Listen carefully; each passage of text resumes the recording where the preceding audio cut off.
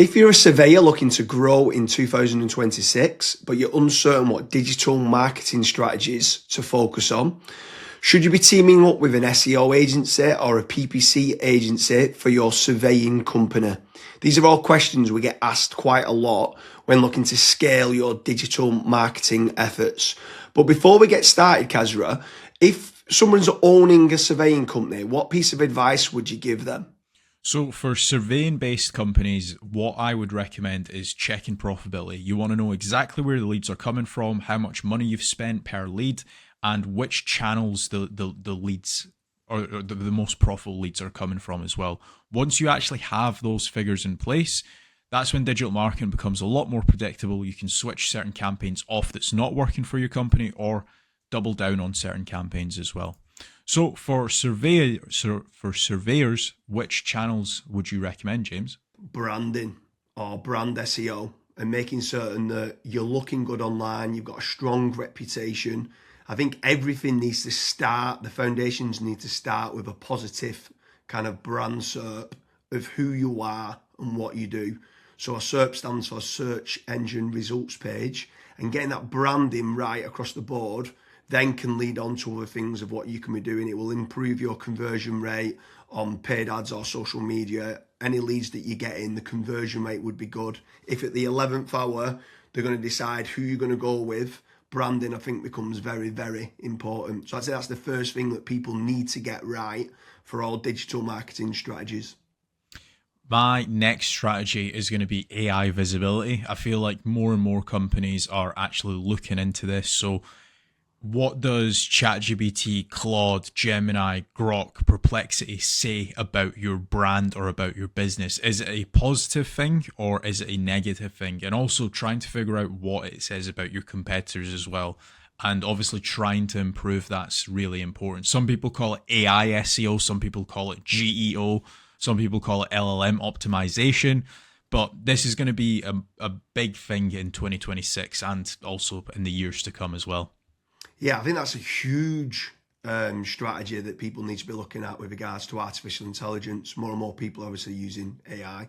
The next one for me is filling in the form at FatRank or Promo SEO, which do a commission-based lead generation service for UK companies looking to grow. I think it's important to be looking at your own digital marketing efforts to generate your own leads, but also if you can use some freelancers and outsource some as well, you've got that diversification of leads. So head on over to fatrank.com, fill in the form and see whether they can help you with a no risk supply of inquiries. Promise you'll also do a very similar performance-based lead generation service as well that you might want to fill in the form with there, and just double check whether you can go and get a third-party lead generation company to top up and start generating you some leads for your business to grow in 2026. Yeah, and then next on the list is Google Business Profiles, so Google Map listings. This is like local SEO where you basically just try and get more reviews. You build out your Google Business Profile in your local area. Now, there's pros and cons to this. I think the biggest pro is that once it is actually ranking, you're going to be consistently generating leads. However, to get from nowhere, like let's say you do not have a Google Maps listing at all, to get it ranking to position number 1, the issue you've got with that is there might be, let's say, a 60 or 100 review deficit. And to obviously get those reviews, you need leads. So it's one of those things. It's like the chicken and the egg.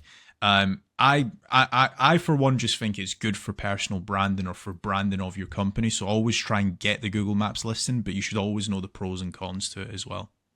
Yeah, for certain. If you're in a local area, you want to try and get those local maps listing. For me, you need to be omni-channel and omnipresent. Yeah. I think the next part is SEO in general, so organic SEO. Can you be building up your website to try and get your website ranking better? If you are in local area, you might want to do your service with the area of where you cover. So like plumbing in Manchester, create a page for that. Hopefully then share that on the Google business profile of what you mentioned.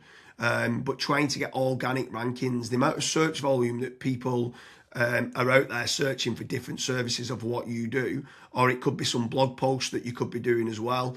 There's different strategies on there that you can be doing, but ideally you want good quality content, build up topical authority, and try and get some third-party backlinks to power up the site to get those organic SEO rankings. I think that's another big part that you need to be doing as part of your digital marketing strategies in 2026. Yeah, and then the next one, which kind of ties back to what you were saying before, James, is obviously organic social media. Now, organic social media, I think it's more of a numbers game. So try to create good content that your audience would actually view.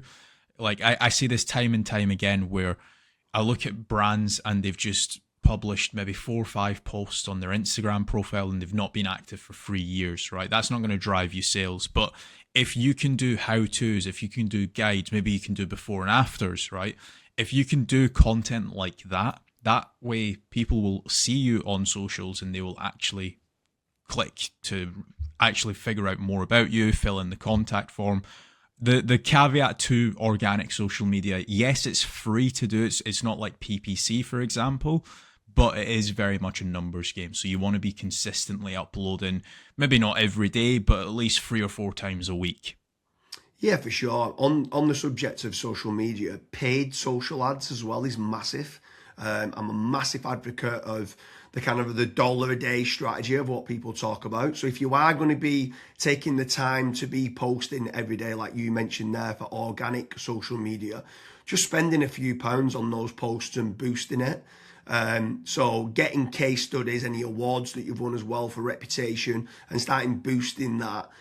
You can also be running retargeting ads. So if anyone's clicked through to your website, you can be running retargeting, which is paid social as well. Different places like Meta, so whether that's Facebook and Instagram, you've got Twitter, you've got YouTube, you can be running Pinterest, you can even run in places like Reddit as well for paid ads. And I think paid social media is still an untapped market for digital marketing strategies. Yeah. The next one is it's probably a love-hate relationship. It's PPC, right? Google AdWords or doing it on Bing, wherever. That's basically the sponsored results. So if you search for a service, it's above local SEO.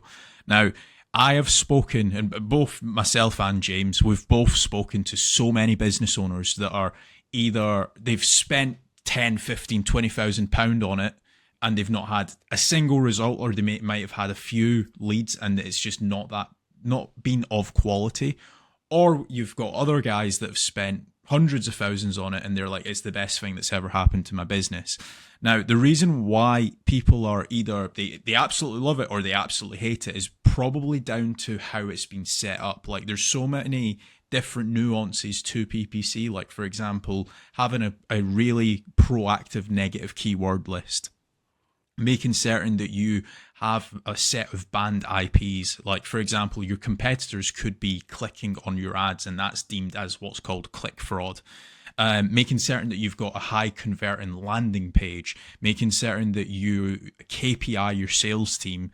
So when a PPC lead comes in, that is one of the first priorities that they actually take when it comes to contacting the lead. There's all of these different nuances, and if you're not on the ball with PPC, it's probably not going to work for your business. However, if you've got a really good, well-refined sales team, you've got a really good landing page, you've got a well-kept, up-to-date negative keyword list, you are using click fraud software, at that point, it will actually probably perform well for you. But again, just know the pros and cons to PPC.